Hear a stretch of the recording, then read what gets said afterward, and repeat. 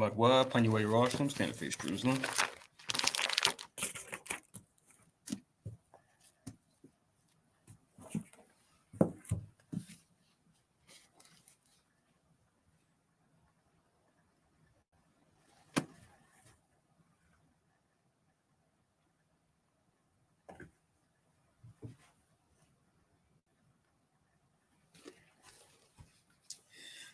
Blessing of the Sabbath. Barakatha Yahweh Basham Yehoshai Asherah Nathan Lanawa Hashabeth Bashalawam Tawada Aman. Blessed are you, Yahweh, in the name of Yahweh Shai that gives to us the Sabbath and peace. Thank you, so be it. The Ali Ma'asharai Machad, Psalms 121.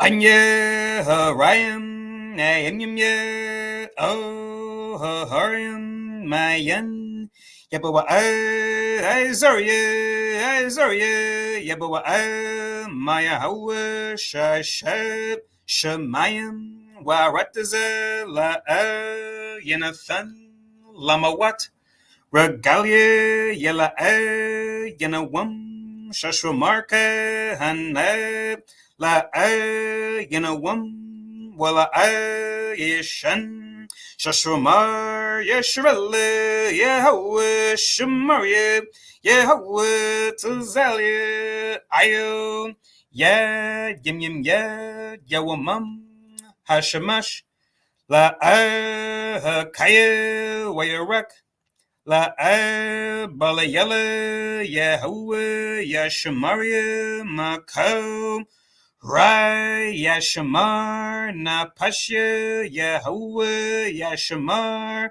Hawalakya Wabawaaya Ma'aifad Will Aid I Willam Basham Yahweh Shai Thawada Aman.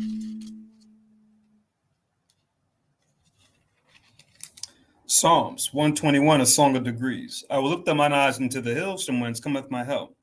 My help cometh from the Lord which made heaven and earth. He will not suffer thy foot to be moved. He that keepeth thee will not slumber. Behold, he that keepeth Israel shall neither slumber nor sleep. The Lord is thy keeper. The Lord is thy shade upon thy right hand.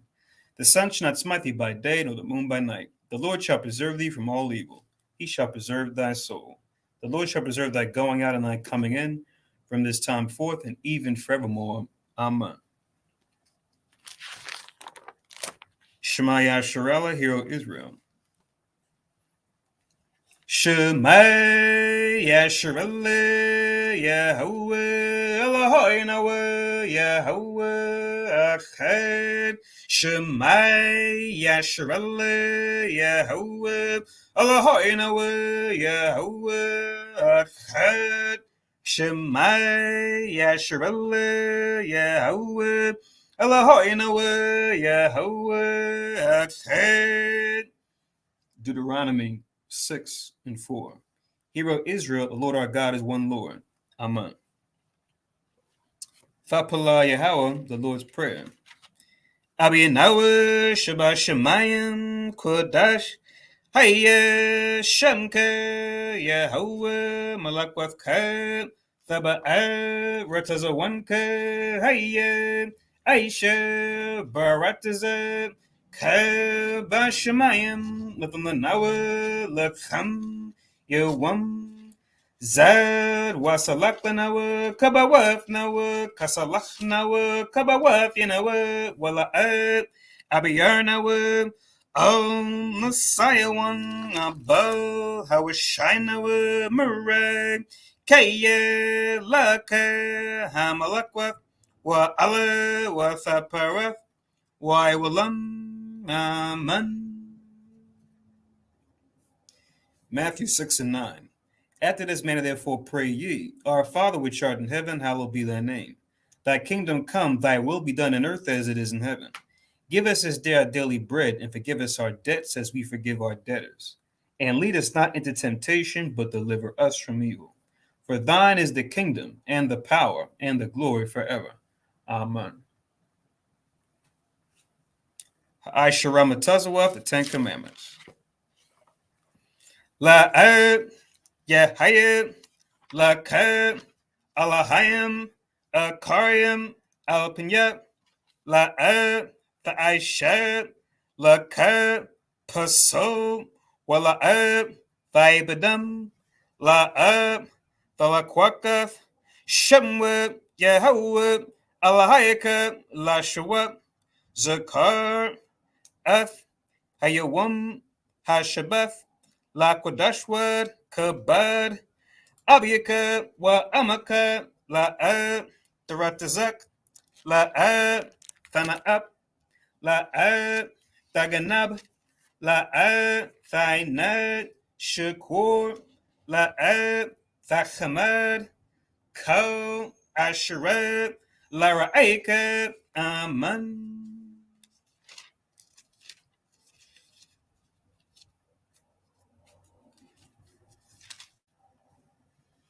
Deuteronomy chapter 5, verse 7. Thou shalt have none other gods before me. Thou shalt not make thee any graven image or any likeness of anything that is in heaven above, or that is in the earth beneath, or that is in the waters beneath the earth. Thou shalt not bow down thyself unto them, nor serve them. For I, the Lord thy God, am a jealous God, visiting the iniquity of the fathers upon the children unto the third and fourth generation of them that hate me, and showing mercy unto thousands of them that love me and keep my commandments. Thou shalt not take the name of the Lord thy God in vain, for the Lord will not hold him guiltless that taketh his name in vain. Keep the Sabbath day to sanctify it, as the Lord thy God hath commanded thee. 6 days thou shalt labor and do all thy work, but the seventh day is the Sabbath of the Lord thy God. In it thou shalt not do any work, thou, nor thy son, nor thy daughter, nor thy manservant, nor thy maidservant, nor thine ox, nor thine ass, nor any of thy cattle, nor thy stranger that is within thy gates, that thy manservant and thy maidservant may rest as well as thou. And remember that thou wast a servant in the land of Egypt, and that the Lord thy God brought thee out thence through a mighty hand and by a stretched out arm. Therefore the Lord thy God commanded thee to keep the Sabbath day. Honor thy father and thy mother as the Lord thy God hath commanded thee, that thy days may be prolonged, and that it may go well with thee in the land which the Lord thy God giveth thee. Thou shalt not kill, neither shalt thou commit adultery, neither shalt thou steal, neither shalt thou bear false witness against thy neighbor, neither shalt thou desire thy neighbor's wife, neither shalt thou covet thy neighbor's house, his field, or his maidservant, or his maidservant, his ox, or his ass, or anything that is thy neighbor's. Amen. Yeshabwa, be seated.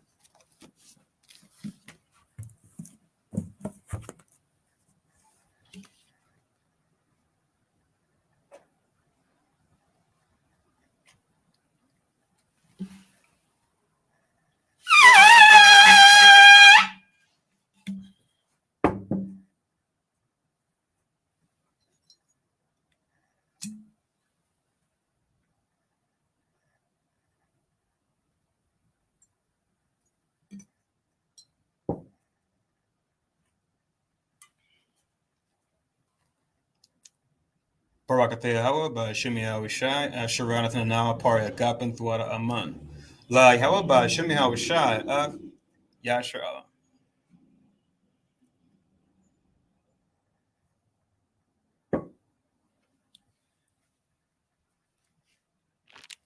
English translation: Blessed are Yahweh, in the name of Yahweh Shai, that gives to us the fruit of the vine. Thank you, so be it.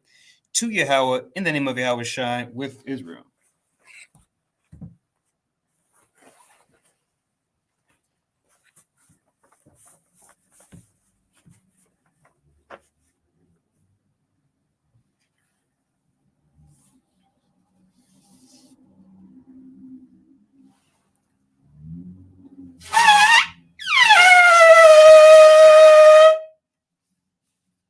Amadwa, Panyua, Yerushalayim, stand and face Jerusalem.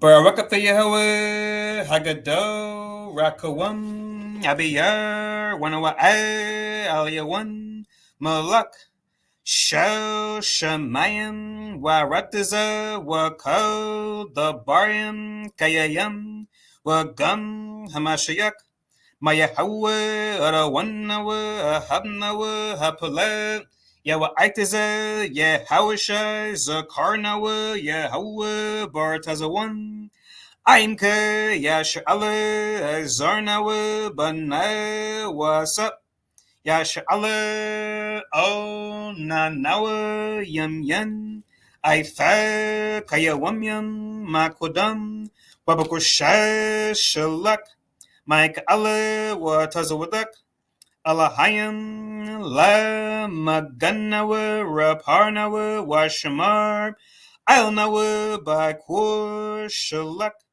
Haroka, Shal, Yawashai, Lanawa, Lalamanawa, Rabiam, Kakama, Thabawana, Wada Aith, Shall the Barka Basham Yehoshai the Waditham Yed Why Willam Man. English translation. Blessed are you, Yahweh, the great, merciful, mighty, terrible, most high power, King of heaven and earth and all things living, and also the anointed from Yahweh, our Lord, our friend, the wonderful counselor, Yahweh Shai. Remember, Yahweh, favorably your people Israel.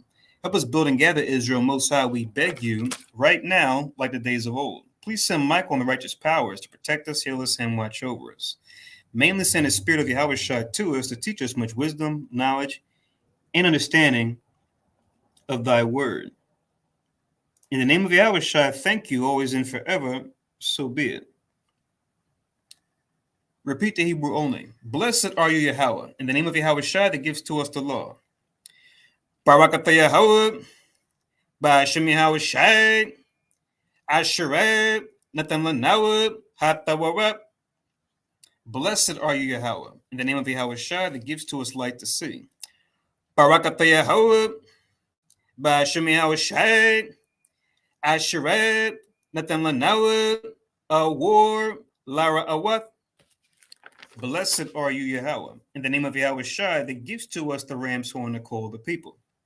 Barakatah Yahweh, Ba'ashem Yahweh Shai, Asherah, Nathan Lanawa, Quran, Hayel, La Korah, Ha'aim.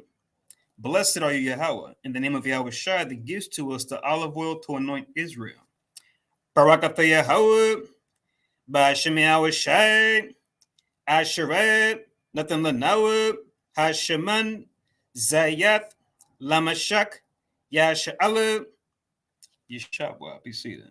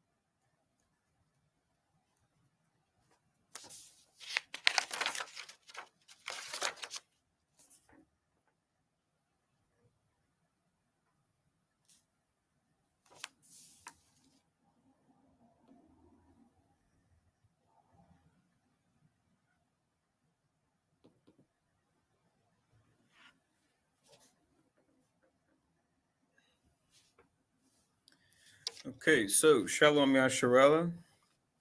So Shalom, everyone in Philly. Shalom, everyone watching on live stream, and Shalom, everyone listening on teleconference. Welcome to High Charlotte Kanas, or the Congregation of Israel, where we teach that the descendants of slaves, as well as indigenous peoples found mainly here in the Americas and the Caribbean, make up the southern and northern kingdoms of the 12 tribes of Israel, and that we fall into a lower state politically, economically, and religiously because we broke the laws of God found in the Bible given to us by Moses, and that we come out of this lower state that we fall into by turning back to these commandments we broke by following Jesus Christ as our example. One way we do that is by keeping the Sabbath holy from Friday sundown to Saturday sundown in all our dwellings. And as our particular branch does, we go through a Sabbath service on a Sabbath day, as the Lord allows it.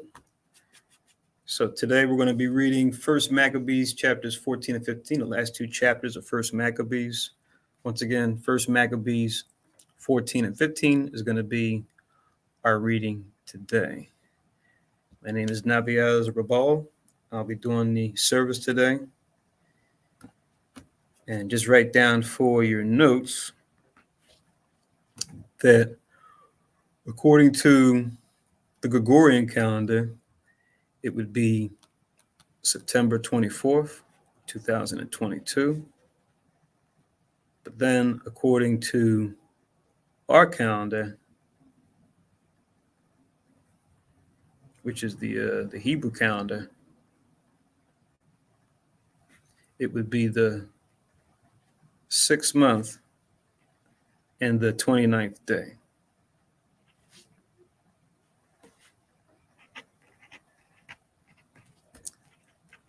All right.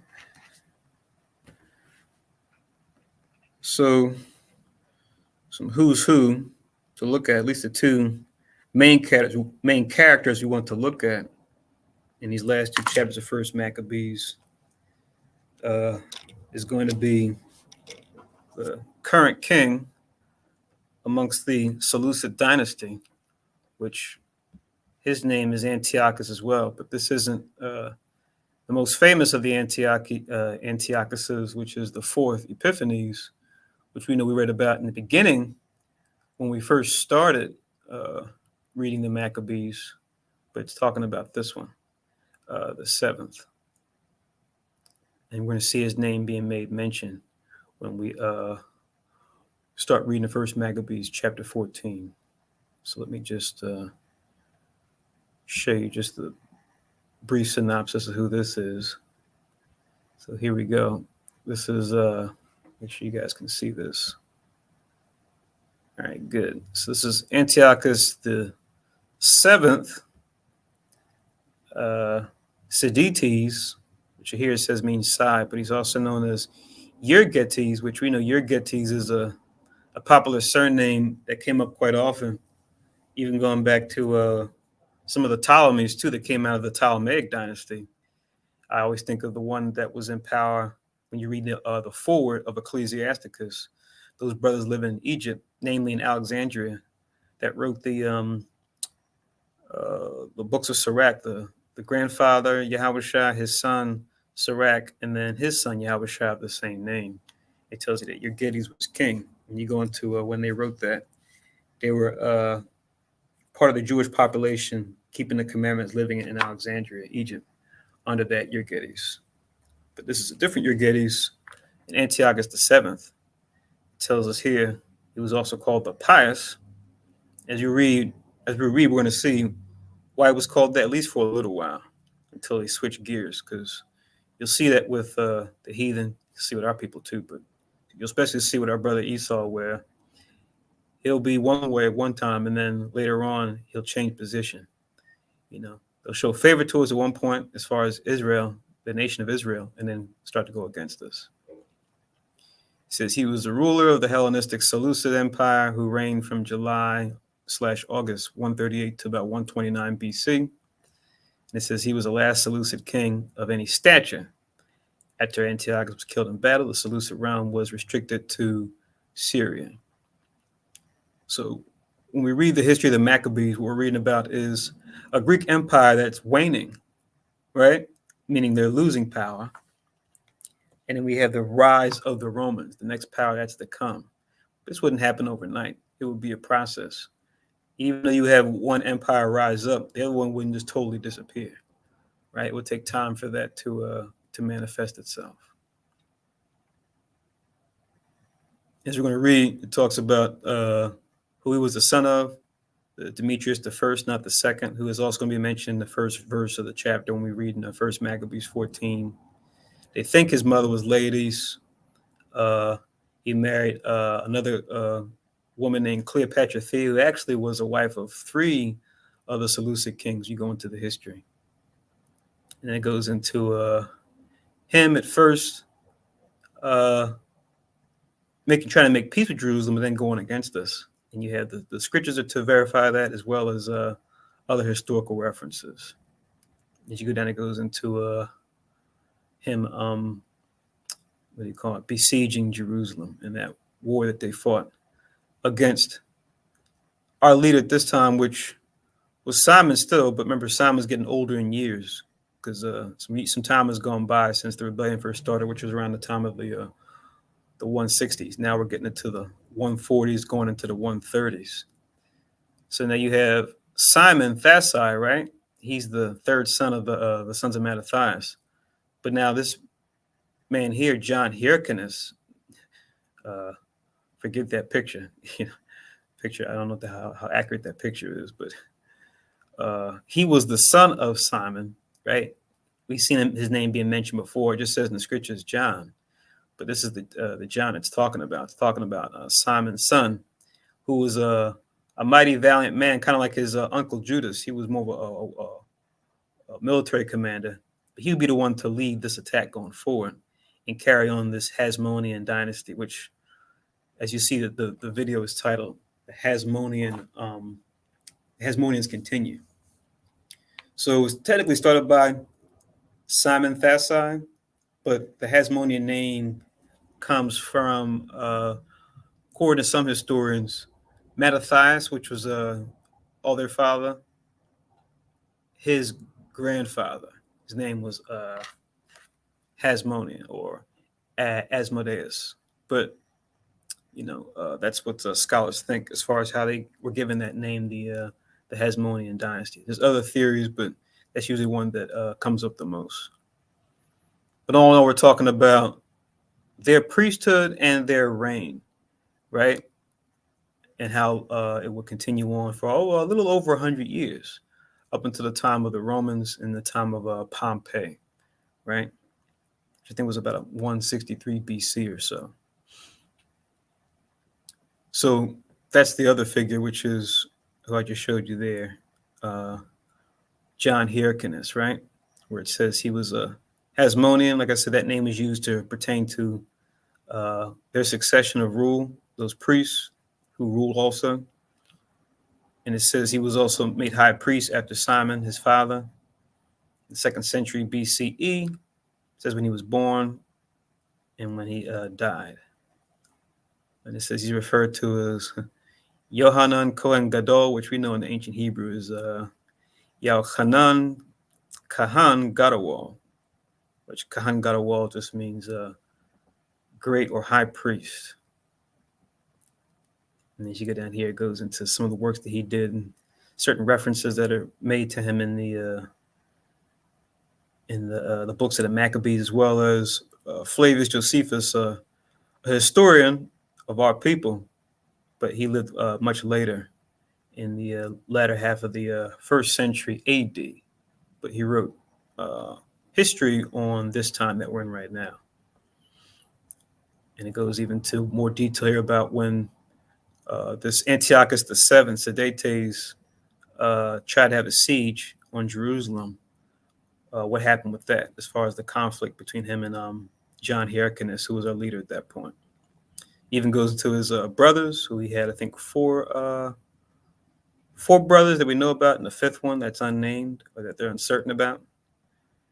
But that kind of goes further beyond the history of First Maccabees.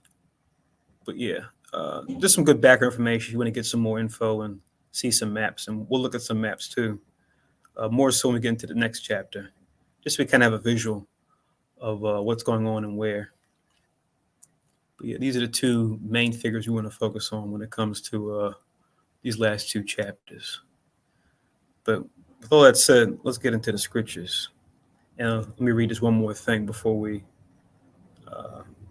continue on. So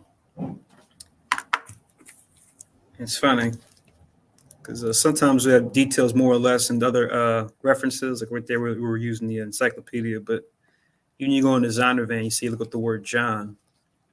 There's more than one John, right? As it was a popular name. If I go on page, I think it's page. I can turn the page. 288 under John. mentions of John we're familiar with, like John the Baptist and the Apostle John, right? Whose brother was James, one of the three top disciples. When you get finally down to number 9 in the Zondervan, like I said, it's on page 288. It says John Hyrcanus, son of Simon. And then it references what we're about to read today. What we already read also in First Maccabees 13 at the end. We read about the day of Simon and also what we're about to read right now.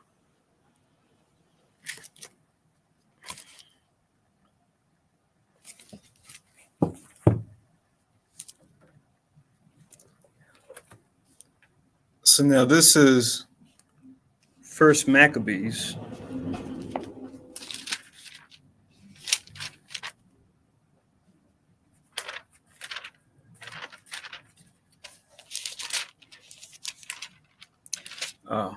I'll have to edit the subcaption.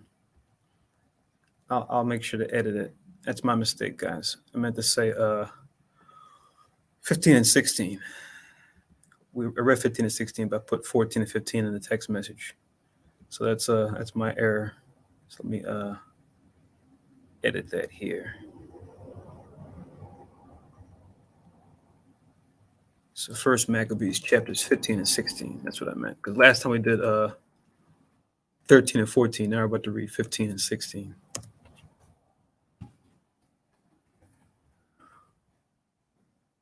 And show. Okay, good. So this is First Maccabees chapter 15 in verse 1. I wonder if I could change it. I think I might be able to change it on the fly here. Yeah, I think I can. Let me update it here also on the YouTube title.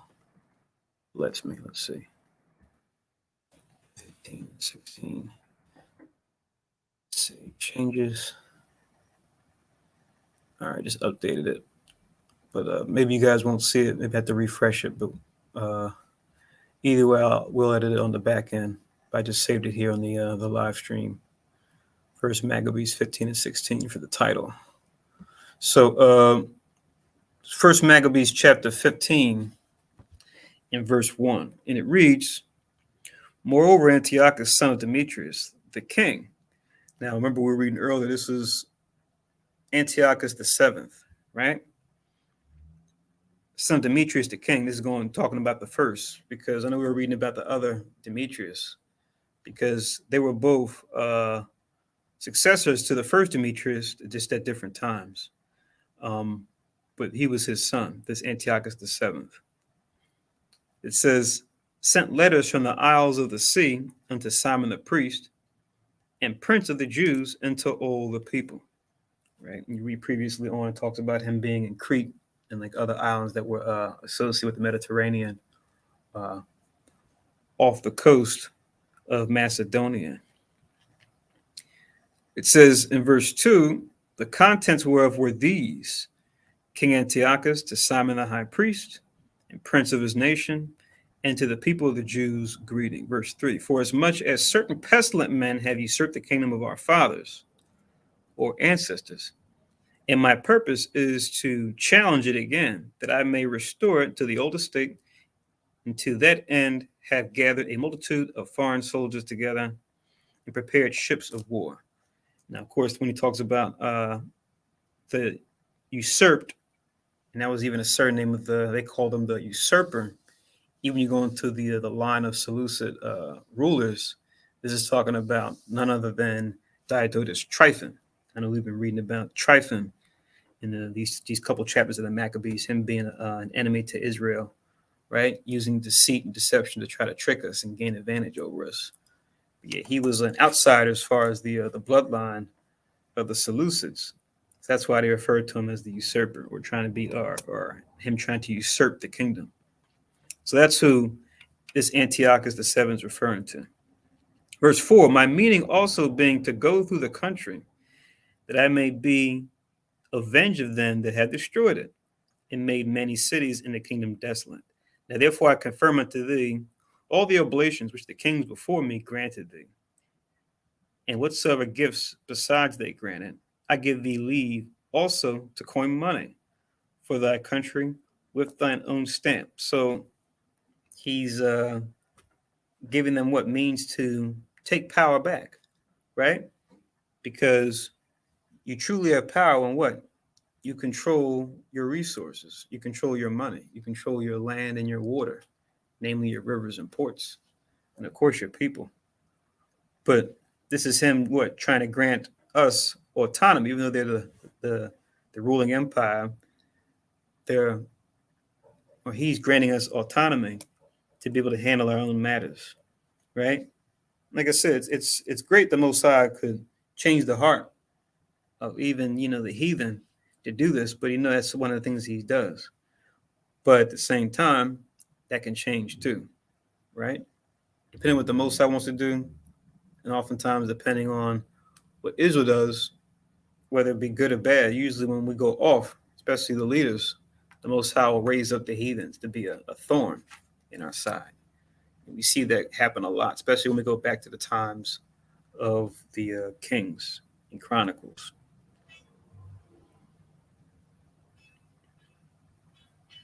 So it says in verse 7, and as concerning Jerusalem and the sanctuary, let them be free, and all the armor that thou hast made, and fortresses that thou hast built, and keepest in thine hands, let them remain unto thee. And if anything be or shall be owing to the king, let it be forgiven thee from this time forth forevermore. So now, being relieved of any debts owed. Once again, these are all good words, right? Especially if these are words that he means and that he holds to. But we'll see if that's the case going forward.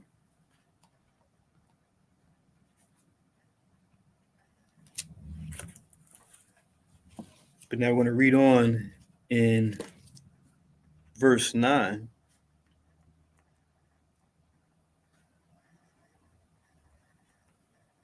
Sorry.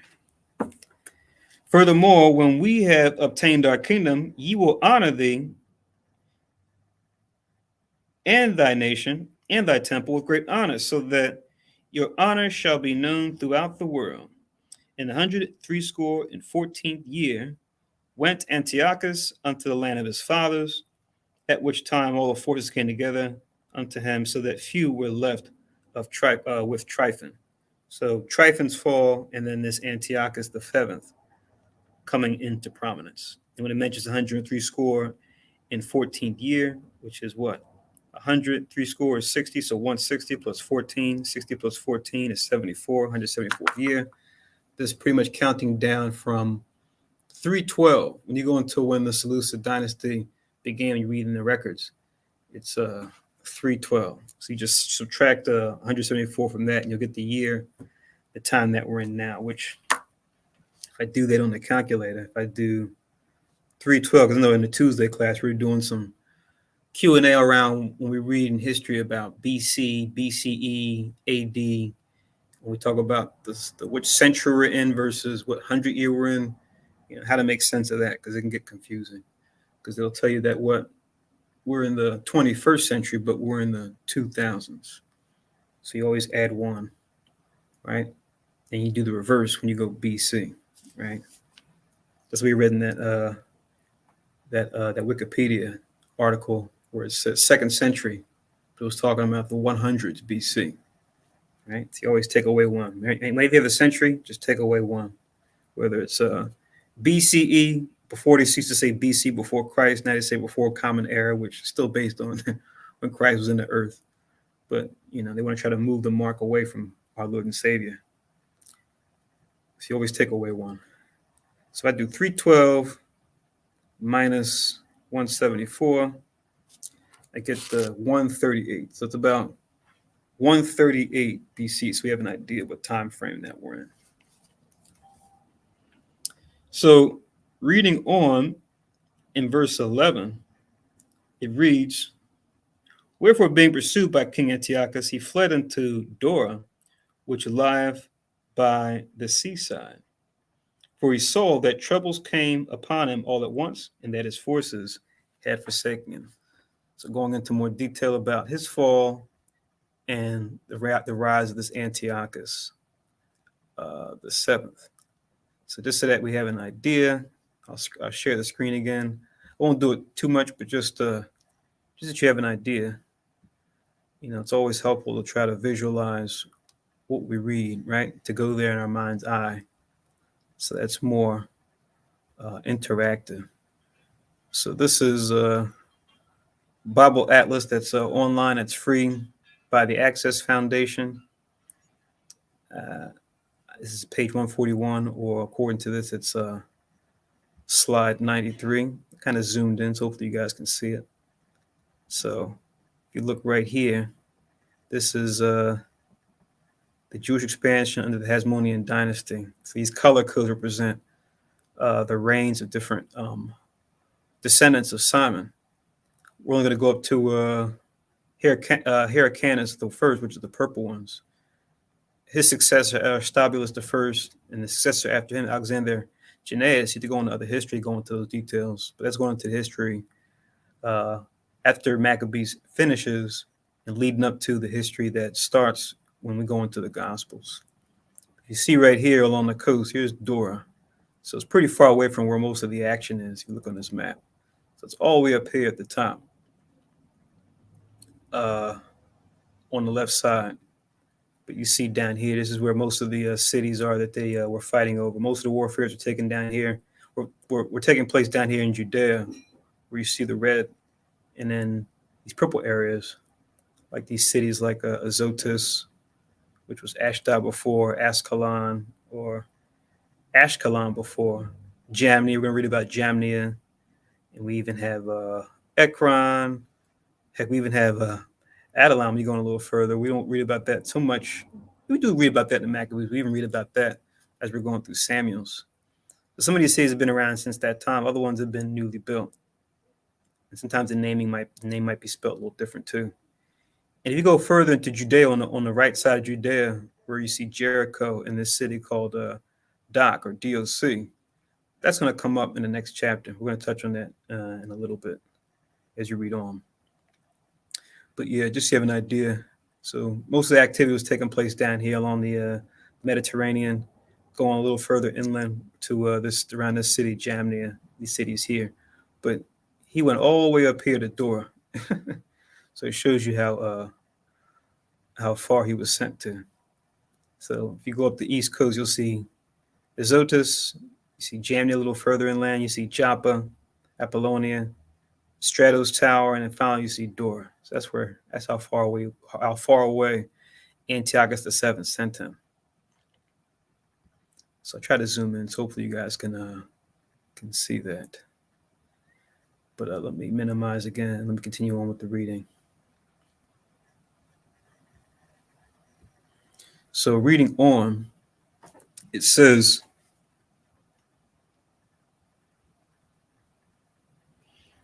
verse 12, for he saw that troubles came upon him all at once, and that his forces had forsaken him. Then came Antiochus against Dora, having with him 120,000 men of war and 8,000 horsemen. And when he had compassed the city round about, he joined ships close to the town on the seaside. He vexed the city by land and by sea, neither suffered he any to go out or in. So like we saw on the map, it was a coastal city. So they want to try to escape by sea. He had his ships there, and he was blocking them land. He was landlocking them too. So, it's kind of a plus or a minus depending on your, what kind of materials you have if you're on a coastal city, right? Because if you don't have ships, you're kind of stuck if you don't. If you do have ships, it leaves way for you to make an escape if you are being attacked from the outside.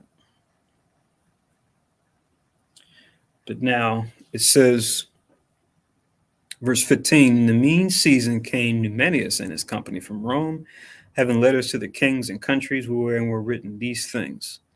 Verse 16, Lucius, counsel the Romans, unto King Ptolemy greeting. Right? So another supporting character, this Numenius. But remember, like we said before, the Greeks are at their waning time at this point, and the Romans are rising up. But there was a time, like throughout the time of the Maccabees, where they both had power, but the Romans weren't going to become the chief power until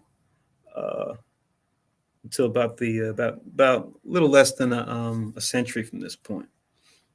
40s going into about 80 years or so, going into like the 60s BC.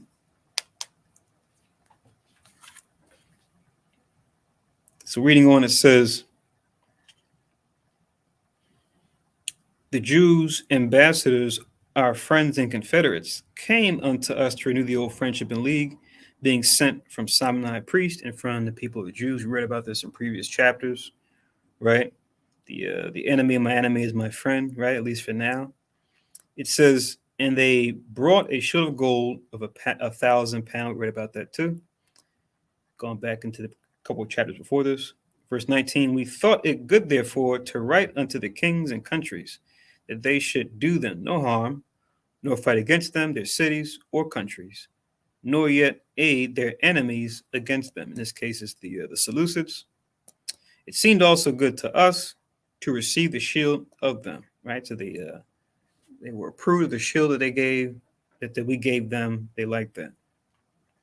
If therefore there be any pestilent fellows that have fled from their country unto you, deliver them unto Simon the high priest, that he may punish them according to their own law. So once again, we're being granted that autonomy, right? Due to Simon and his righteousness, having these heathen be at peace with us, at least for the most part, but not a lot though, because they still will rebel. So allowing us to judge them according to our own judgments, right? Granting us that autonomy as a sovereign nation. So no more sellouts like Alchemist and Jason and others we read about, Menelaus, other sellouts that we read about in the previous chapters, right? No more of them. 22, the same thing wrote he likewise unto Demetrius the king, and Attalus to Arethes and Arsaces, right? So now we're going to we read about him before when we're going into the what do you call it, the Parthians, right? And you had their leader Mithridates the second, right? Their great king, right? Who would actually end up when you go into the history of that's the Seleucids, they would be a key force that they would take over with our help under John Hyrcanus, but then later on they would end up falling to them when they would rebel and take power of the Medo-Persian regions that they had control over before. They're going to take power back over that, even though the Seleucids would conquer it back for a little while with the help of John Hyrcanus. Like I said, a lot of that history is kind of going forward into the future beyond what Maccabees covers. But when you read that history, you'll see that. It says in verse 23, into all the countries, into the Samsones and the Hasmoneans, and that's just another name for Sparta, right? And to Delos and Mindus and Sicyon and Caria and Samos and Pamphylia and Lycia and Halicarnassus and Rhodus and Phaseus and Cos and Sidde and Aridus and Gortina and Snidus and Cyprus and Cyrene. Some of these names you probably are familiar with, as they would be. Some of these places you see mentioned also in the New Testament as well, which, like I said, the New Testament is not too far off. Like I said, we're running about the 138 BC. So we're only about 100 years off or so, give or take, from the time of the Gospels, right? Leading into Pompey coming into power.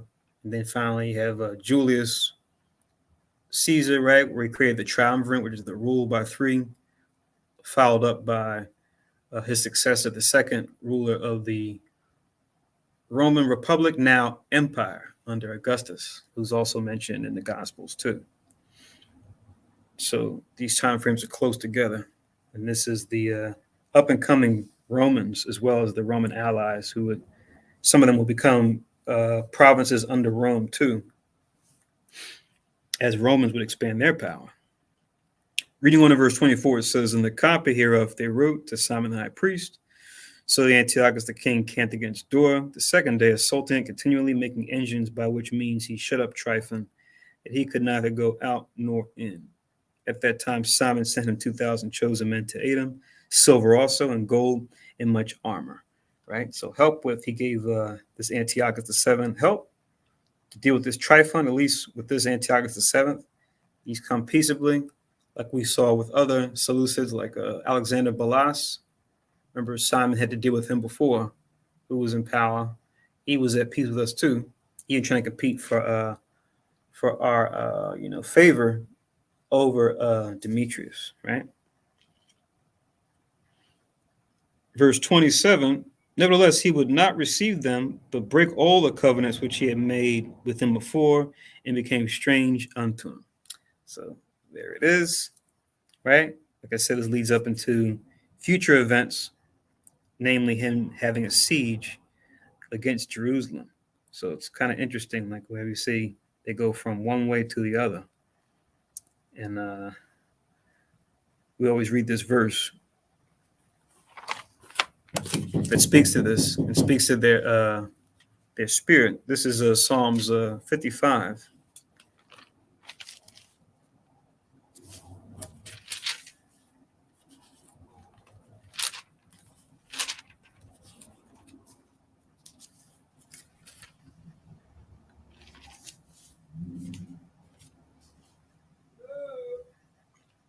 So this is Psalms 55 in verse 20.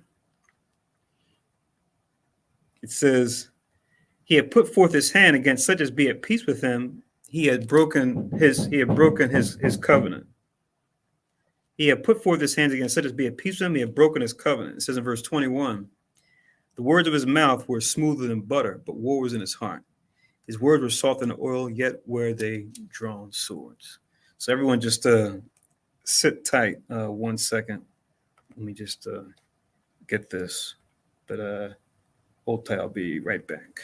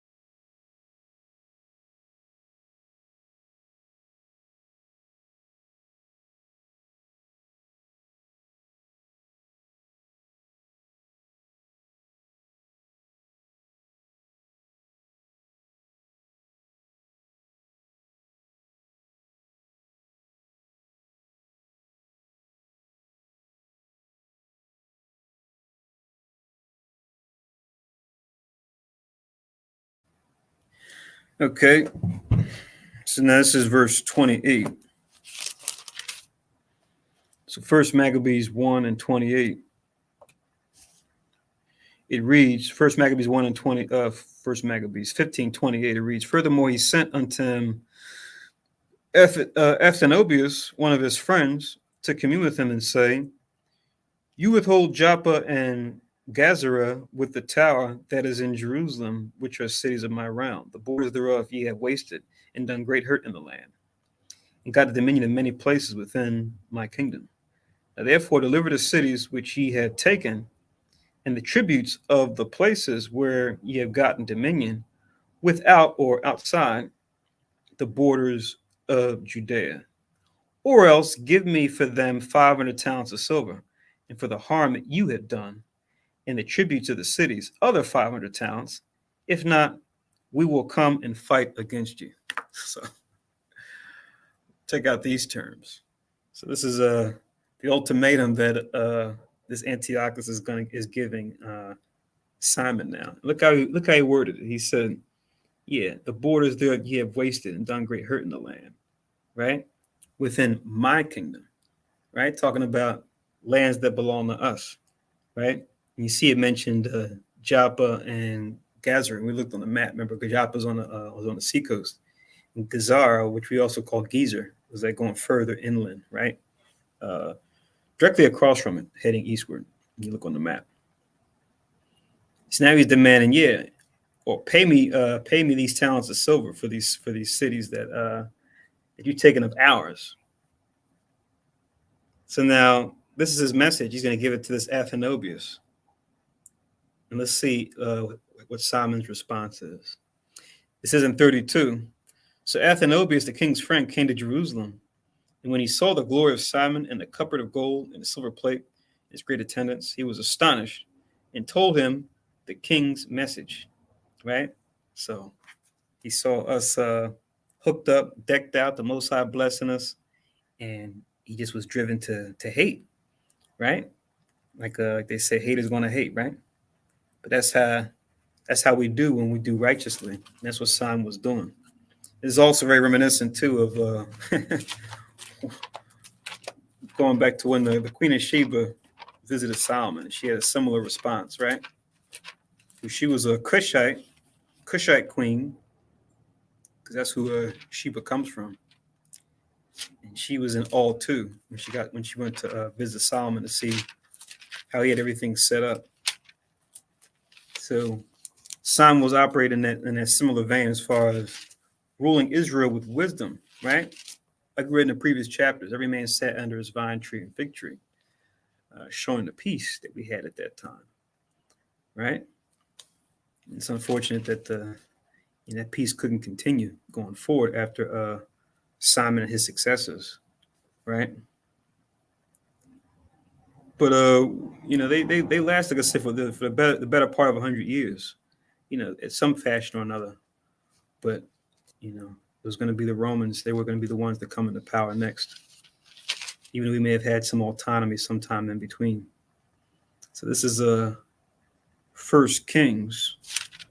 I'm just going to read the part where she was at all when she came to see how everything was set up. First Kings chapter 10.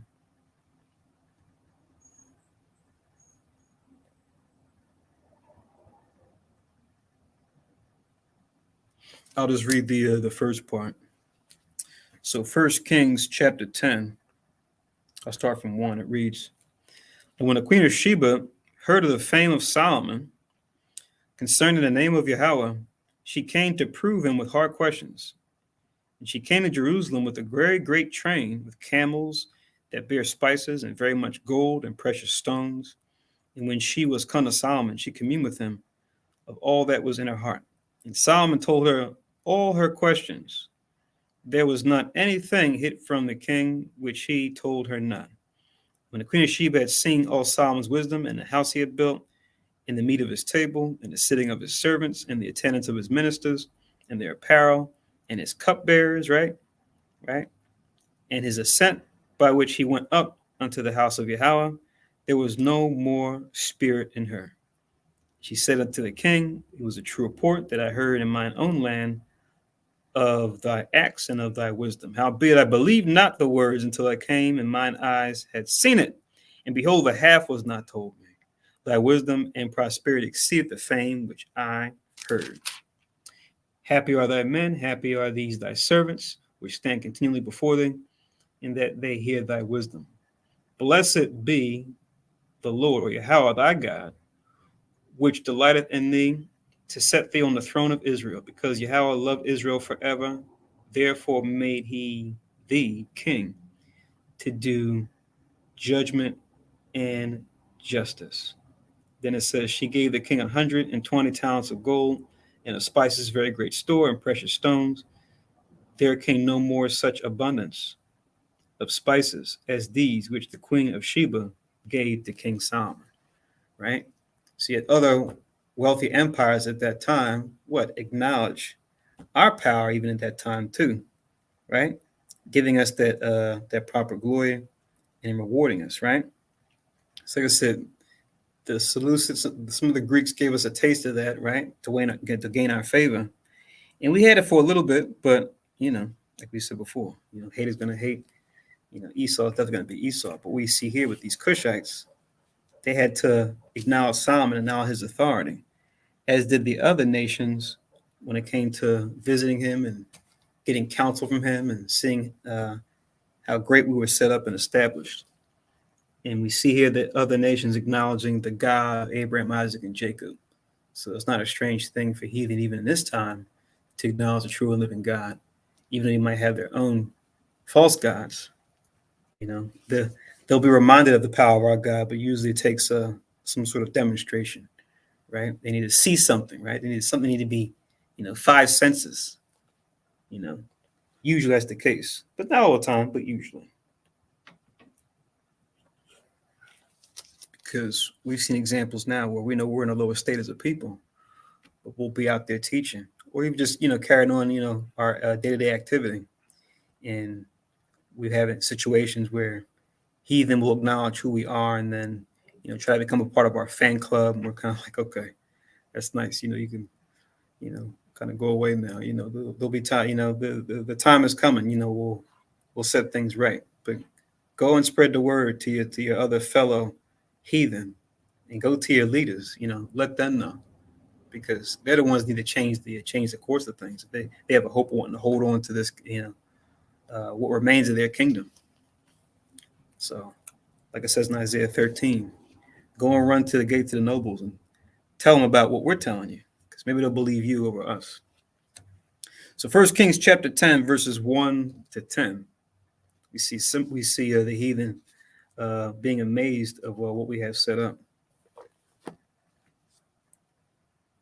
But now we see here in First Maccabees, they acknowledge it too, but the response isn't so what do you call it, amicable, right?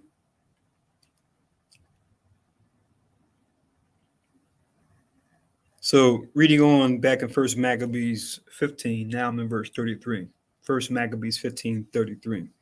Then answered Simon and said unto him, we have neither taken other men's land, nor holden that which appertaineth to others, but the inheritance of our fathers, which our enemies had wrongfully in possession a certain time. So this was our land, right?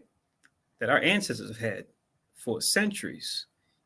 You guys just came in and took it for yourself before on your own and said, oh, that's mine, right? Which is, true to form for Esau.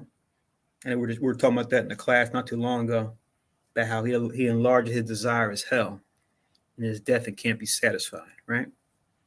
And how in Obadiah, I think that's in Habakkuk, and then Obadiah talks about would he not have left some grapes, right? If great gatherers came to him. So Simon's saying, no, this was ours, always ours. You guys came and took it and said it was yours, but it was actually ours going back way before.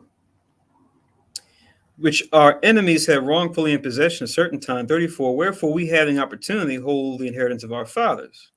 And whereas thou demandest Joppa and Gazara, remember those are the Joppa's on the coast, and Gazara is like a little bit inland from Joppa. Albeit they did great harm unto the people in our country, yet will we give 100 talents for them. So this was Simon's counter offer, right? Yeah, he didn't tell him to totally piss off, but he said, "Yeah, I'll give you 100 for those." Right? I really shouldn't be doing that, but I don't want more drama on my hands, because I already know how you guys are. You guys are just extra with it. So he pushed back and he said, "Okay, maybe I'll give you 100 talents, but 500 for each of those cities? No." Mm-mm. It says, "Hereunto Athenobius answered not a word." But verse 36, check this out. Returned in a rage to the king, and made report unto him of these speeches, and of the glory of Simon, and of all that he had seen. Whereupon the king was exceeding wroth, of course.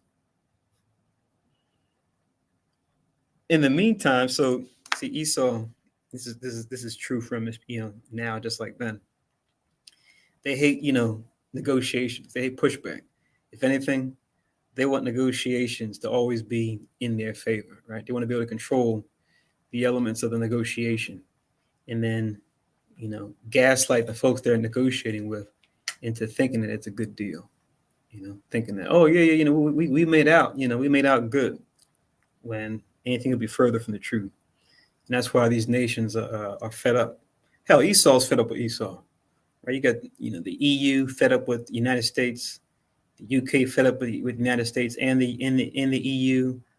They're all fed up with Russia. Russia's fed up with them, you know. The buffer states that are in between, like Germany at one point, like Ukraine now, right? So, if they can't get along with each other, you already know.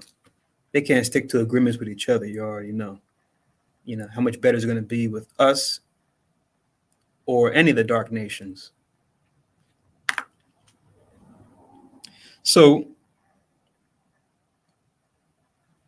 verse 37, in the meantime fled Tryphon by ship unto Ophrasias. So he got away, even though he got his tail kicked, but he got away. So I guess he was able to get away when he was locked into Dor. He was able to get away and get to this other city. Then the king made Sendebeus captain of the seacoast. He gave him a host of footmen and horsemen. Here's another guy, another Seleucid guy. They got carrying forth the campaign, and commanded him to remove his host toward Judea. Also commanded him to build up Cedron and to fortify the gates and to war against the people. But as for the king himself, he pursued Tryphon, right? So a two-pronged effort. You go down and get Tryphon and just try to get away. But now I'm going to go and try and get him. But then you go and take care of Simon down there in Jerusalem, right? Now I looked up this Cedron. I couldn't really find it on the map. I'm not sure if this is just a respelling of Kidron, which I know is also in Judea, like in the south, but like kind of going like southeastward. But that might be the region. But other than that, I don't see that spelling of a city there. But we have an idea that it's in somewhere in the southern region of Israel. It says, to fortify the gates and to war against the people. So Sendebeus came to Jamnia, as we know Jamnia, right? That's that city we looked at on that map that was right east of Joppa, so many miles, right? But not too far away. It says, it began to provoke the people and to invade Judea and to take the people prisoners and slay them, right? So he's going eastward, going further inland to try to take things over. And when he had built up Cedron, he sent horsemen there, and a host of footmen to the end that issuing out they might make outroads upon the ways of Judea as the king commanded them. Right? So another Seleucid thorn in our side coming in to wage war, to take over our lands, right? As Simon said very clearly, no, these are ours. Let me see if I can get this for you guys again. Hold on. Slides? No. Where is it? Share. Oh, there we go. Share screen. I don't know why I couldn't find it before. So yeah, I'm gonna pull up the atlas again, briefly. If you look here in the where you see purple here in the red Judea, you can see Jamnia right here on the east coast. You see Joppa further up here, past right above the 32 degrees north. Looks like latitude. As you come down, you got Jamnia and you got Kidron. I'm thinking this is the same as the Cedron, the Cedron is spelled here Kidron. I'm thinking that's the same place it's talking about. And as you go further down here this way, it'll take you right to Jerusalem as you go further eastward. And you have Gazara right here too, which you also see it spelled as we spelled it as Gezer. That's pretty much, these are the lands, these are the cities he was fighting over. And I'm not sure if you guys can see it, but if you look where Judea is in the red and look east, you'll see where the purple is, where you see Philist right above where it says Philistia, Jamnia, Kidron, and then Gazara or Gezer as you go further towards Judea, which is in the red.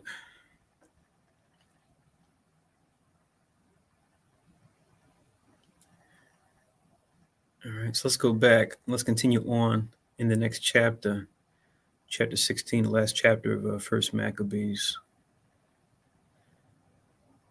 So this is First Maccabees, chapter 16, in verse 1. It reads, "Then came up John from Gazara, and told Simon his father what Sendabeus had done." This John is the same as we said before, John Hyrcanus, right?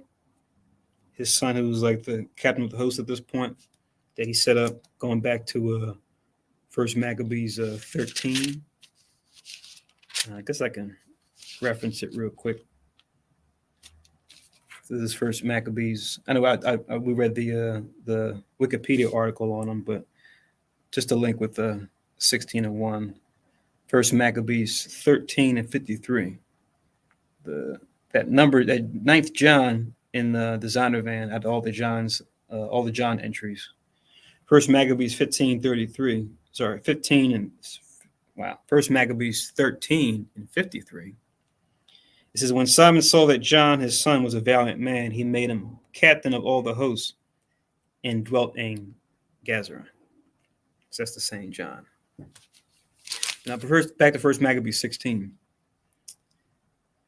Now I'm in verse 2. "Wherefore Simon called his 2 eldest sons, Judas and John, and said unto them," so he had other sons besides him, "and said unto them, I and my brethren and my father's house have ever from our youth unto this day fought against the enemies of Israel, and things have prospered so well in our hands that we have delivered Israel oftentimes," right? So we've got record of this. We've actually read this, right? We've actually have records of this. We've actually read this all throughout the history of the Maccabees, right? Leading up to this point.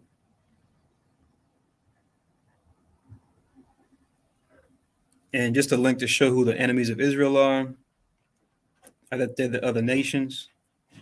We can go to Numbers 24. Numbers 24 and verse 8. So Numbers 24:8, it reads, "God brought him forth out of Egypt. He hath, as it were, the strength of a unicorn," which you go into unicorn in the Hebrew just means an ox. And the hymn is talking about us. It says, "He shall eat the nations, his enemies," right? "And shall break their bones and pierce them through with his arrows." You see that? So we see the nations here being referred to as not only our enemies, but even the Most High's enemies, right? Because our enemies are his enemies, and vice versa. So not only Numbers 24 and 8, but we also see this as well when we go to Nehemiah. Nehemiah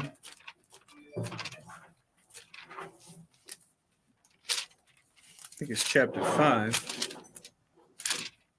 Nehemiah chapter 5 in verse 9, which Nehemiah chapter 5 in verse 9 reads, "Also I said, it is not good that ye do. Ought ye not to walk in the fear of our God because of the reproach of the heathen, our enemies?" See that? So here we see Nehemiah saying what? As during this time, it was after some of us came out of the Medo-Persian captivity and went back into the land of Israel to rebuild it. We had picked up some bad habits from the heathens, right? Being under their rule for some time, right? Going back to the Babylonians, right? So he's saying that what? We should walk in the fear of our God, right? It's only by him that we're allowed to go back into the land. Because of what? The shame of the heathen, our enemies. So here we see them being our enemies too. And then, of course, we've got Psalms 83 to spell it out. It's clear as day if you still don't see it. Psalms chapter 83.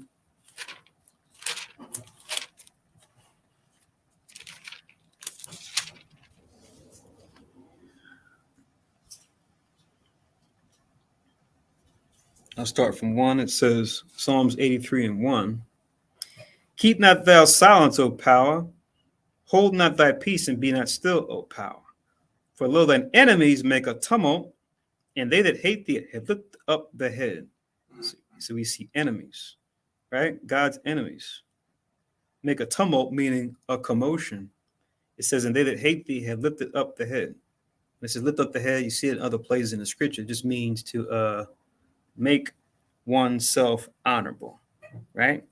We want that honor to be given from the Most High in its pure form, but then you have men that do this on their own terms, and they, pretty much like we see with Esau, they put crowns upon themselves, right?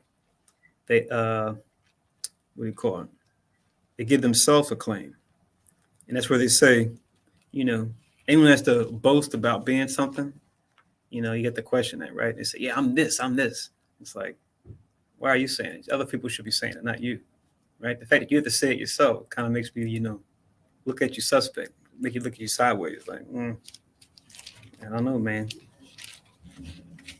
You seem kind of unsure of yourself, like why you have to keep reminding everybody that you're so big and bad. If you were so big and bad, you wouldn't have to remind folks; it would already be known. So, what's going on? Just a quick link as far as what I mentioned about lifting up the head. We'll probably do a class on that too about lifting up the head. When you see that expression, what it means. Here's one of the verses that we get. Here's a key verse. This is Ecclesiasticus. Ecclesiasticus, chapter 11 and verse 1. You can link up with what we're reading here in verse 2.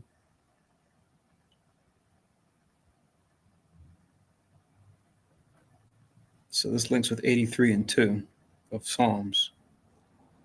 This is Ecclesiasticus 11 and 1. So this is how we want to be. This is how we want our head lifted up.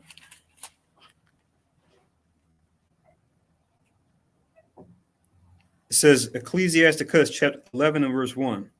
Wisdom lifted up the head of him that is of low degree, and maketh him to sit among great men. See that? So if we're going to be made honorable, we want it to be through wisdom, not just through our own means, our own strength, because that's temporal. But we know when it comes to the Most High's wisdom, that's forever. I guess you can see it's almost like it's like an aspect of being upright. Or we say they even have a book called the Book of Jasher, right, which means the upright. That word Jasher comes from the Hebrew Yashar, which means upright. And we'll see the expression used throughout the scriptures referring to us, not so much just standing upright physically, but more so speaking to us in the righteous spirit. We're referred to as being upright because metaphorically, you being on all fours, you being a beast. You got men that might physically stand on all fours, but spiritually, it's like who stand on 2 feet, right? But then they really go on all fours, meaning they're like a beast. Hence, the great empires, past and present, referred to as beasts. You see it a lot. That's just a metaphor for the choices that those rulers of those nations make, that make them less than a man, just a male, right? And women less than woman, but female, because of their choices. And we might as well be beasts, right? If we don't want to follow the Most High's commandments. That's the only way we can really truly be men and women, is through the Most High's law. Otherwise, we're just animals. It's funny because Esau tries to say that literally, right, through his theory of evolution. He doesn't realize, spiritually, he might as well be an animal by the customs that he keeps and that he promulgates, right, of oppositions of science, falsely so called. The scriptures beat him to it. So back to Psalms 83. It says, verse 3, they have taken crafty counsel against thy people and have consulted against thy hidden ones, right? And the hidden ones are what? Those of us who have been scattered into corners, right? What does it say in another song that was prophetic? Because the Psalms are songs that we sung, but they were also prophetic as well, right? If we go back to the Song of Moses, it says the same, right? Let me get this real quick. I'll link with verse 3. This is Deuteronomy 32. Deuteronomy 32 in verse 26. Deuteronomy 32 in verse 26. It says, I said I will scatter them into corners. I would make the remembrance of them to cease from among men. You see that? And the Most High will use the heathen as a main tool to do that, to where we're tucked away. Right? Anywhere you go somewhere, especially in the Americas where we're at, right? It's very directly sometimes implied, oh, don't go that way, right? Or you might want to take the highway because then they built the highway right through or over where we live. You go to different cities, right? Where we're at, we're always in the worst areas, right? The redlined areas. They say, oh, make sure you don't make a wrong turn and end up in that part of town, right? You say that part of town, you already know you're thinking about Israel that's got the curse heavy on them, right? So the Most High did that because we didn't uphold our end of the bargain. That's why the majority of us are in the ghettos and slums throughout North, Central, South America and the Caribbean, as we stated earlier, and as we can clearly observe, right? Just by opening our eyes. So back to Psalms 83, verse 4. It says, they have said, they referring to our enemies, have said, come, let us cut them, talking about us, Israel, off from being a nation, that the name of Israel may be no more in remembrance. Right? So that was all the way back in Deuteronomy 32 also. Right? So Moses prophesied that even in that song that he sung. Verse 5, for they have consulted together with one consent. They are confederate against thee. So they have one consent or one mind against us.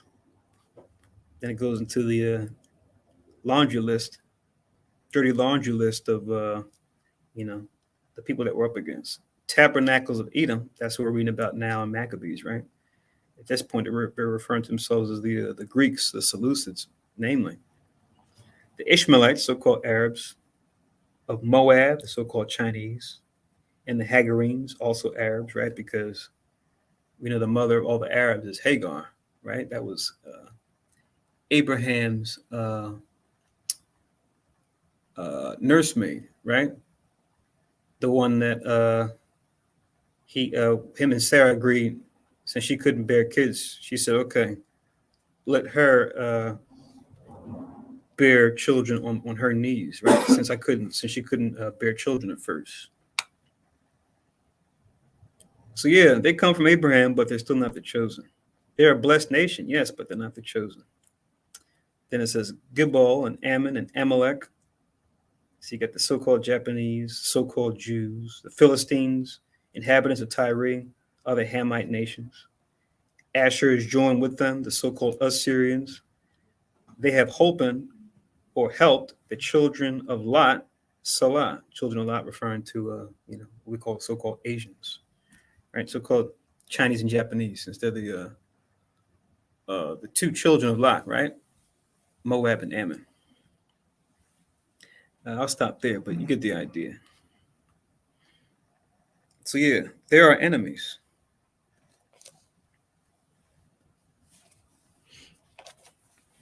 And folks want to get into a hissy and go, oh, guys are preaching hate. How about you guys, the other nations have preached hate to themselves by serving other gods, right? That's how you hate yourself. That's why your lifespans have gotten cut down. Our lifespans too, because we chose false gods. That's why we die. So no one's talking about the self-hatred that comes to idolatry, right? They want to say, oh, you're supposed to love everybody, but you can't do that without the love of God. Otherwise, if you love them according to your own mind or according to how you serve other gods, you're actually hating your fellow man. You're actually hating the other nations by telling them, yeah, it's okay to have same sex or eat unclean meats or worship things made with your own hands or even worship things made by God's hands, whether you want to acknowledge the true living God or not. That's hatred. That's the real hate that no one's talking about. But we'll talk about it, the prophets of the Lord. We'll sing it on high. But the nations, they don't look at it that way. They will though. So back to, I stopped at verse 8. So let's go back to First Maccabees 16. I'll read verse 2 again, and we'll read on in verse 3. So First Maccabees 16 and 2, it says, wherefore Simon called his two eldest sons, Judas and John, and said unto them, I, my brethren, my father's house, ever from our youth unto this day, fought against the enemies of Israel, and things have prospered so well in our hands that we have delivered Israel oftentimes. But now I am old, and ye, by God's mercy, are of a sufficient age. Be ye instead of me and my brother, and go and fight for our nation, and the help from heaven be with you. So now we got the hand down, they got the speech, the succession speech, similar to and when we first started reading Maccabees with Mattathias, right? Mattathias was giving his speech to Simon, to his brothers Judas and Jonathan. Now Simon, the elder, is giving the same speech to his sons, right? John Hyrcanus being the most prominent of them, right? He's like the Judas of that generation. He's like the Judas Maccabees of that generation.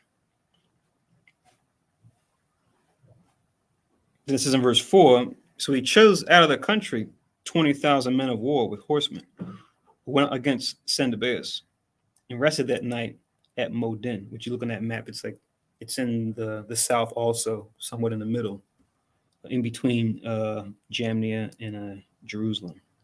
And remember, that's a city where you have the sepulchres of their specific family, right? Buried at, right? So more than likely, Modin was one of the Levite cities, right? Since they're Levites. It's just a Levite city that happened to be in the south, in the land of where Judah's land plot was. And when, as they rose in the morning and went into the plain, behold, a mighty great host, both of footmen and horsemen, came against them. Howbeit there was a water brook betwixt them, or between them. So he and his people pitched over against them. And when he saw that the people were afraid to go over the water brook, he went first over himself. And then the men seeing him pass through after him. That done he divided his men and set the horsemen in the midst of the footmen, for the enemy's horsemen were very many, right? So they took the more aggressive route, right? They got the home court advantage, so they know what's what. Not to mention they got the most high, right? And you see the formation, right, where they had the horsemen in the midst of the footmen. That's usually what you would see in those formations, right? You have your cavalry surrounded by your infantry. Cavalry being horse riders, infantry being footmen. There usually be certain footmen surrounding a horseman because man on horses like to be protected because he has more power, right? He can do a lot more damage because he has strength and speed with the horse, him being on horseback. And we see it's magnified with the Greeks who borrowed it from the Persians and the Medes. Elephants, they had them set up the same way. We have like footmen surrounding an elephant. As far as how many elephants they had, they might have, 6 or 7 elephants in the formation, but you have footmen surrounding each of those elephants to kind of protect them. So that elephant can do a lot more damage, travel a lot faster. Another place you can store munitions on top of the elephant. You can even have archers on top where they have the the high ground advantage, where they can take out many enemies from above. Just kind of have an idea what we're looking at here, what we're reading here. It says,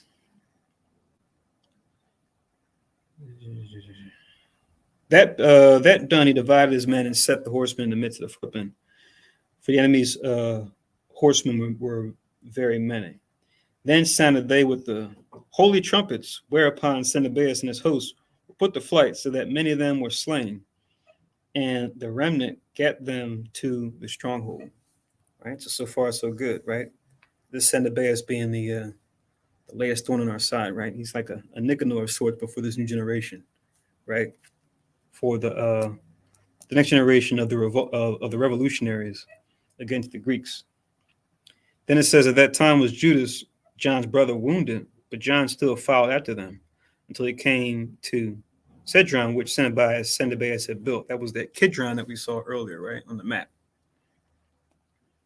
So his brother got wounded, but he was, he just had to recover. But John Hyrcanus is still taking care of business and trying to take out this thing that Sennabeus fortified. So they fled even unto the towers in the fields of Azotus, also along the sea coast, but as you go further down the sea coast, right? Wherefore he burned it with fire, so that there were slain of them about 2,000 men. Afterward he returned into the land of Judea in peace, right? So took them out, had the victory, and then came back victorious, right? All praises to the Most High in Christ by way of the Holy Spirit. But now we're going to have, about to read something that's going to be unfortunate, right? That saddened me when I read it the first time. It says, moreover, in the plain of Jericho was Ptolemaeus, the son of Abubus, made captain, and he had abundance of silver and gold. So now, if you look on the map again, I'll pull this up. What you'll see is this is now going eastward. Right now, we're talking about westward things, westward of Jerusalem, going towards the seacoast. But now, if we go eastward on the other side of Jerusalem, past the Mount of Olives and going over the mountain range, you'll see that the mountain range in the hilly area. You'll see that Jericho is right on the other side. You look on other maps, you'll see there's a high elevation between Jerusalem going over to Jericho. And then we have this city here called Doc, which is we're about to read about. Here it's spelled Docus, but it's the same as this Doc, which is right above Jericho. It's the same, Jericho that Joshua fought against, right, in times before. But now, I'm not sure if you see there's a little caption here, but I won't spoil it. Let me actually read it here in the verse. But it says,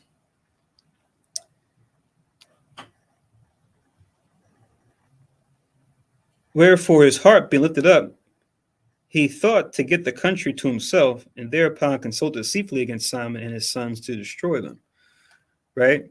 So he would end up being a thorn in Simon and his son's side, right? The other Hasmoneans, this Ptolemaeus, who had rule over in this city called this region of Jericho.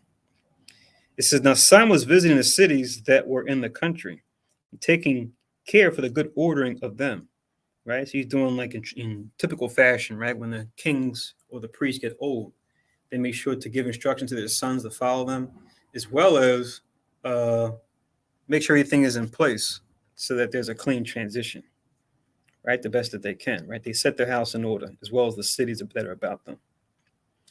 It says, at which time he came down himself to Jericho with his sons, Mattathias and Judas. He even had a son named after his father, right?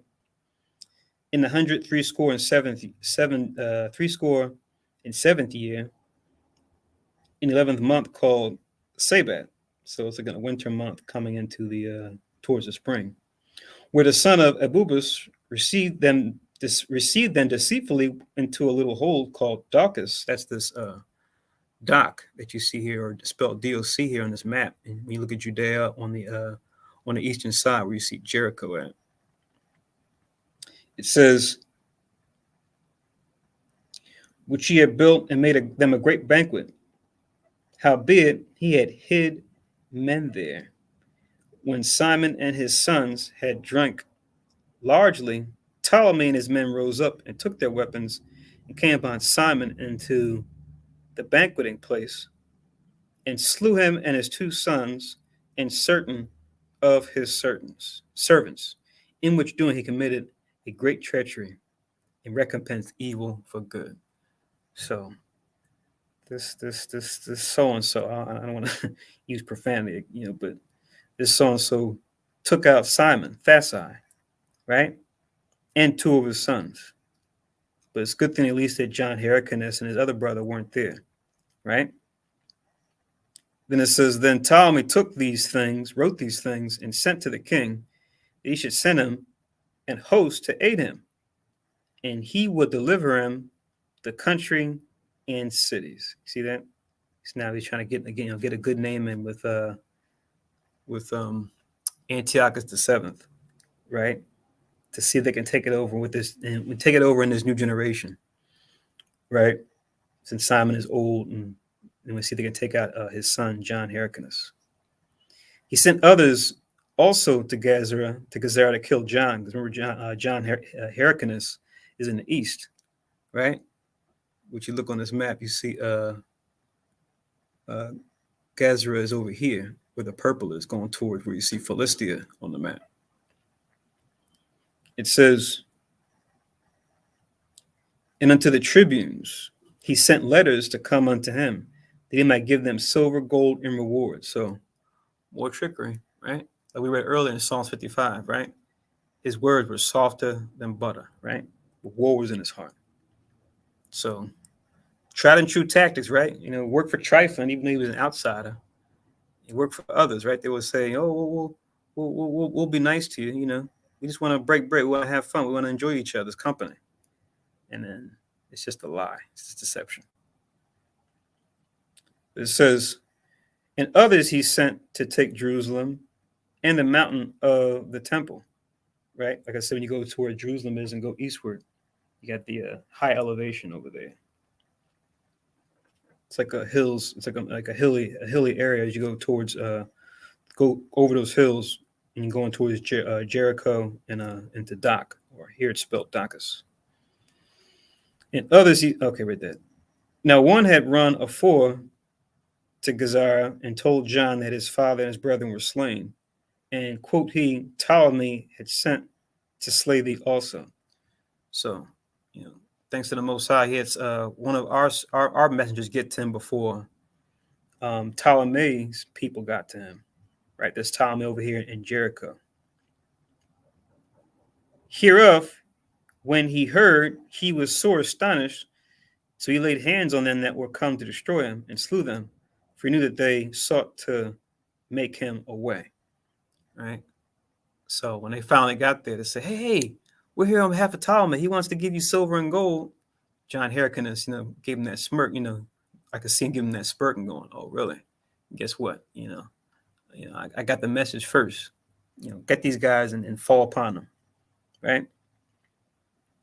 In reading on in verse 23, as concerning the rest of the acts of John, and his wars and worthy deeds, which he did, and the building of the walls which he made, and his doings, behold, these are written in the chronicles of his priesthood, from the time he was made high priest after his father. So another book that might be out there somewhere that, scholars may have found, or they may have hid away. And if we got one now, we got to make sure we prove it, because they always claim to find books that even the Bible mentions, like we're mentioning the book of Jasher earlier. Where you go through the book of Jasher, as I was doing this past week, since brother we ran into at camp, I had questions about it. I'm looking in there, I'm seeing, timelines are kind of strange. I'm like, okay, it's talking about stuff that happened back in Babylon with Nimrod. And it says how Abraham's father, Terah, was like a servant under Nimrod's command. I'm like, how is that? Because the scriptures make it very clear.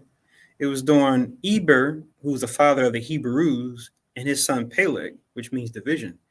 That was during the time of Babylon. It was like 120 years later where Terah came on the scene. I'm just like, did Nimrod's, empire last that long? So I guess this is one of the first things I noticed. We always have to be circumspect when we see other books that claim to be missing from the Bible. Because you take a quick look at them, and if you know what to look for, as far as, the who, the what, the where, and the when, you can make sense of it and go, oh, I see why this isn't considered canonized scripture. The timelines don't add up. Well, we talked about the book of Enoch. It talks about Enoch, naming Noah, right? And it's like, how is that when Enoch was already translated over 100 years before Noah even came on the scene? So you'll see those inconsistencies. You look at these other books, whether it be the book of Enoch or the book of Jasher or the book of Mormon. Let's not even talk about the book of Mormon. The forbidden books of the New Testament. The forbidden books, the book to the Laodiceans. I see Laodicea mentioned in Revelation. So what do they have to say to the Laodiceans? Maybe there's something else there. Or you guys might remember about 10 years ago, they were making a big stink over it. And it's funny because it kind of came and went. But it was like, I think in the late 2000s, early 2010s, you saw these History Channel, issues, History Channel episodes about the Gospel of Judas. So the Gospel of Judas, and his story is very different than the other gospel. Look at what he said. They try to like recast Judas as like the hero of the story. He was actually the one that had Christ back. He actually was the one who was supposed to get crucified, but then Christ, saved him. It was weird the way they kind of had his story be written now. And it's just like, what's your proof on this? And how come this is like the one gospel that doesn't gel? Even the Gospel of Thomas isn't that as far-fetched compared. That's not even part of the four Gospels compared to the ones we know that are canonized that actually have a harmony. We were talking about the Gospel of Judas, and you had, I mean, we were talking about that. I think that song came out too. That pop song by Gaga, Lady Gaga. That song talking about Judas. And she's like singing it in this song. It's like, listen to the lyrics. It's like, once again, it's like the sympathy for the devil, making the bad guy into the good guy. He's the one that actually, was the cool one. And it's just like, oh boy, here we go. Turn the truth into a lie. Yeah, exactly. And we know Jews is another name for Judah, but the context is referring to Judas Iscariot, the betrayer of Christ. So you'll see that when it comes to, books, movies, music, television shows, they'll take something that's evil, someone that's evil, and then try to create sympathy for it. I'm referring to that Rolling Stones song, right? Sympathy for the Devil, or album, whatever. You'll see different TV shows. What's the TV shows? Lucifer, and they got a TV show, which we know Lucifer is actually a man. They got this guy, Lucifer, and he's like, supposed to be this, cool guy, wearing a suit, helping out the police. And, see, I've been misunderstood all these years. See, I'm not, an enemy like they make me out to be. And they kind of hinted at it a little bit, but you still knew what time it was, at least with Al Pacino and the Devil's Advocate. He tried to sell himself as the hero. He was the fan of man, right? As he says in that famous scene, I'm a fan of man, right? But you still knew that he was the bad guy. Even he tried to make himself out to be, the good guy. But he actually cared about what man wanted. Gave him what he desired, even though he knew it would destroy him in the process. See, you'll see this. You'll keep seeing this in books, movies, music, TV shows. Where they're going to big up wickedness and those that represent wickedness. But I'm just saying that to say, if they ever find a book, they say, "Oh, the missing book of John Hyrcanus." I think they might have it. I'm not sure if it's accredited to him, but I know in some of these different books, some of these different like online Bibles or these downloadable apocryphas, they have third and fourth Maccabees. I've seen those somewhere. I haven't read through them, but I wouldn't be surprised if third and fourth Maccabees are like supposed to be like the missing adventures of John, his conquest going forward with the Hasmonean dynasty. So that's something to take a look at because it might be good to beat it. What do you call it?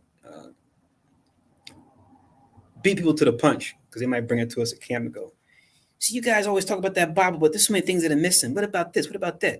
What about third and fourth Maccabees? It says this, that, and the third. We can say, oh, we read that. We went through that. Here's the things we found wrong. Exhibit A, boom, boom, boom, boom, boom. Exhibit B, da, da, da, da, da, da. Exhibit 3, da, da, da, da, da. See, it's not consistent. If anything, when the kingdom comes, Christ will be able to sort all that out. Christ will be able to say, okay, this is what actually happened. We're going to reestablish all the other books that were quote unquote missing, right? All those things will be revealed, right? All those dark areas, things that were missing, right? We'll fill in those gaps, but only until then.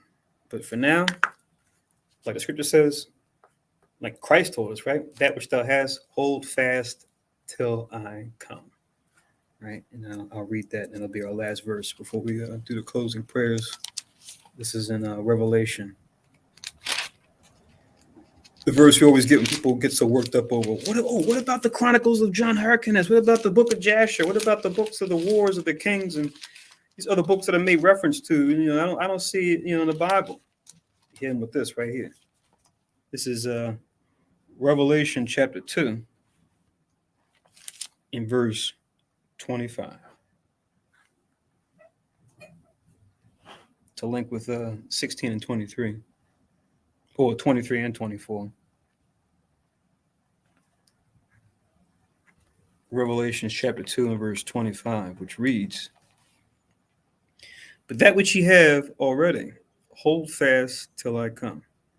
So we have this right here, right? Knowledge would seek out, the books that are missing, but wisdom would say, let's try to understand the books that are already here, right? Let's try to understand what we already have that's written in the text. We can't understand this. What's the hope of trying to understand other books that are missing? I get that similar question on the same vein when people say, so you believe, you believe in the Bible, but you believe there's life on other planets, and life that's out there? And, my answer is, God knows, right? If he's created other planets, out there and given them their own Bible, I can't speak on that. My knowledge lacks in that area, but wisdom would have me say, what were we given to follow here, right? In this earth. We don't even understand everything that's right here on the planet Earth. We haven't even explored all the depths of the sea, right? We haven't even mastered how to live on this earth, right? We kind of had it for a little bit, then we went off Israel, right? We had peace for a little while, like Simon and Solomon on a higher level, but it was always temporary. Wisdom would say, let's try to get things right on the earth. We got famines, pestilences, droughts, other different types of things. Like, let's try to, do right by the earth first, because what good is it going out into space, planting our flag on Mars and other planets? What we're going to do is make a mess out there, right? Let's try to get Earth cleaned up. Let's get Earth together. Then let's worry about going out to other planets. So usually when I come at it from that perspective, the person has to change the subject because they got no answer. And they really got nothing to say against it.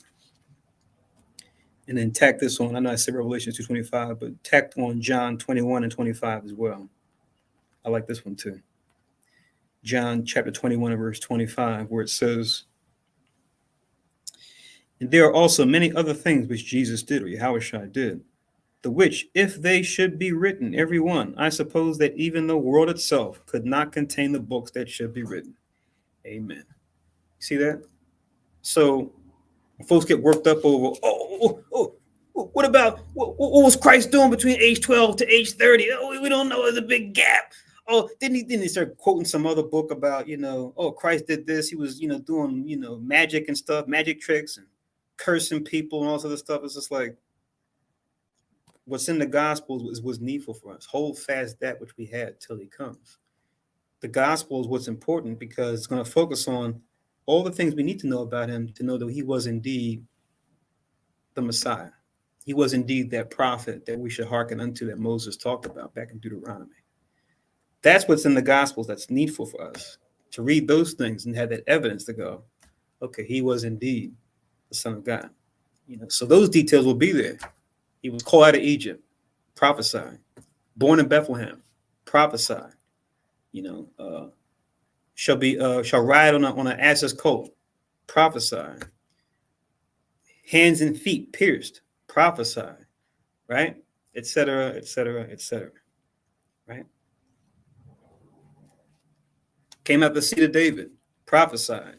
Can't forget that one. And many others. Those things are found in the Gospels. Focus on that so we can know and believe that he is the Son of the Most High and that he died for the sins of the nation of Israel. and that he's our only shot at surviving what's to come. So that's what matters. But yeah, I just want to read those since we read this here. Since it made mention of another book that we may not be able to find in the scriptures. So we'll make an end here. So we just did the Apocrypha. That means we're going back to the Old Testament, which means we're in Samuel's, right? So last time we did Samuel, we did 24 and 25, which means we're going to be doing 1 Samuel's 25, 26, and 27. That'll be our reading for next week. Once again, 1 Samuel 26 and 27. And like we discussed last night, remember that tonight we're going to be celebrating the feast of the new moon, the seventh new moon, also known as the memorial blowing of trumpets. So hopefully we'll see and hear from everybody then at that time this evening. And enjoy the rest of your Sabbath until that time comes. Definitely make it a profitable one, right? Studying scriptures, work on something that's godly, or watch something that deals with the Most High's creation, right? Whether it be, current events, or, a documentary, maybe something dealing with nature, right? There's many things that we can do on the Sabbath, right? We're just creative with it and still keep it. So definitely continue to enjoy the Sabbath day. And most of all, we'll talk to everybody this evening when we keep the seventh new moon or the memorial blowing of trumpets. With that, we'll say Manakha Tawa, which just means good afternoon, Wa Ashar Shabbat, and happy Sabbath. And with that, we'll do the closing prayers.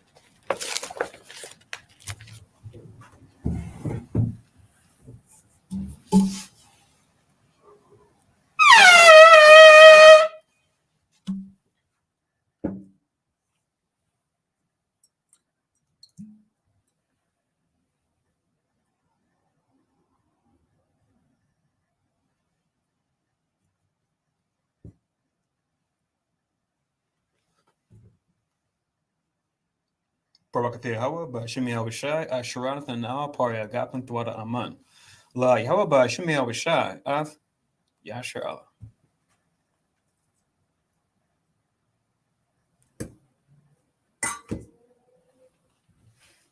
English translation: Blessed are you, Yahweh, in the name of Yahweh Shai, that gives to us the fruit of the vine. Thank you, so be it.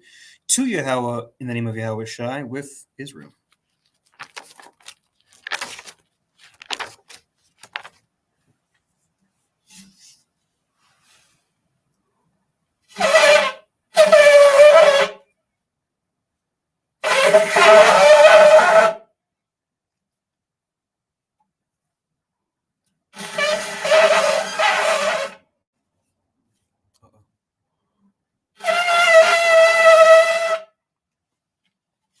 And Madwa, Panuay Jerusalem, stand and face Jerusalem.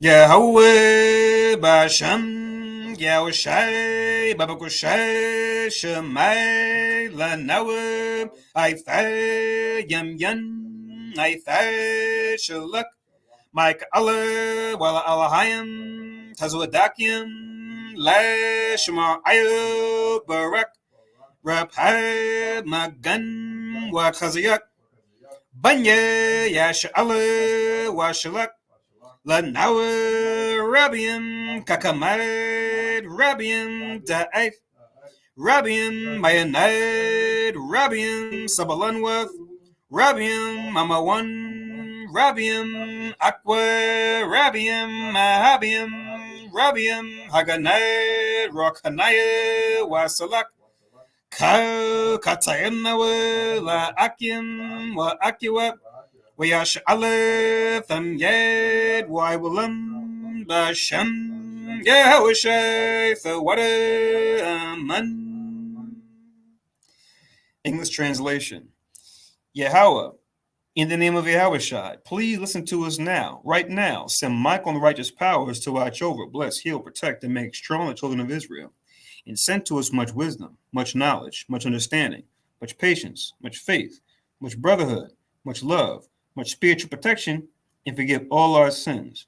For the brothers, sisters in Israel, always and forever, in the name of Yahushai, thank you, so be it. Four Corners Prayer. Yahweh Basham Yahushai Barak Nawe Wayash Ale Wabathia Saparian Shema Yashivale Yahweh Elohim Nawe Yahweh. English translation. Yahweh, in the name of Yahushai, bless us in Israel in the house of books. And then we said, Hear, O Israel, the Lord our God is one Lord. So once again, we'll say, Manachat Tawah, wa Ashar Shabbat. Having a blessed rest of the Sabbath. Continue to watch and pray as we wait for Christ to make the second coming. And Most High's will talk to everybody this evening, tonight, for the memorial blowing of trumpets, or the seventh new moon. Manachat Tawah. Shalom.